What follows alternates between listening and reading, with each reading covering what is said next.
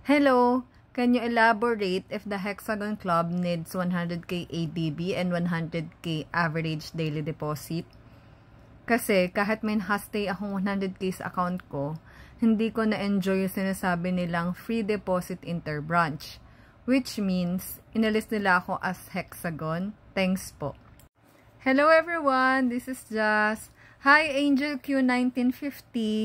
Before anything else, I just want to clarify, we are not from RCBC ni husband and depositor lang din kami.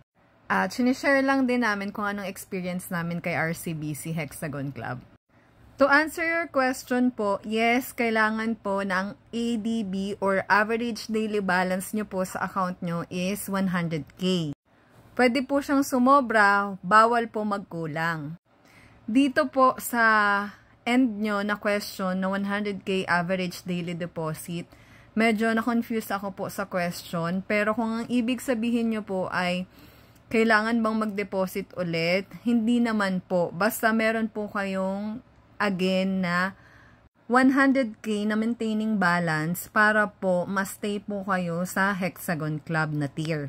Doon naman po sa isa nyong tanong kung inalis po ba kayo sa Hexagon Club, in the first place, natag po ba kayo as Hexagon Club member? Kasi kung hindi, baka kaya hindi nyo na-enjoy yung perks and privileges as a Hexagon Club member. Kami po kasi ni husband, from the start, 100k kagad yung dineposit namin na nag-open kami ng account. Tapos, sinabi kagad namin doon sa staff na we are eyeing na maging Hexagon Club member. So, kung kayo po, ang inopen yung account is not Hexagon Club in the first place, kailangan nyo pong magpatag kung nasa 100k po ang inyong ADB. Or alam ko, meron pong ibang account na pag nag-ADB sila ng 100k, kahit na normal lang yung account nila, minsan si RCBC mismo yung nagtatag ng account. Pero kung alam nyo po na natag na kayo as Hexagon Club, yes po, ang alam ko, nag-aalis sila kung bumaba po sa 100k yung ADB nyo po.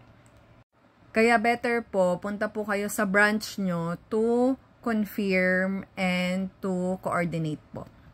Ayun lang po, sana nakatulong. Thank you. God bless.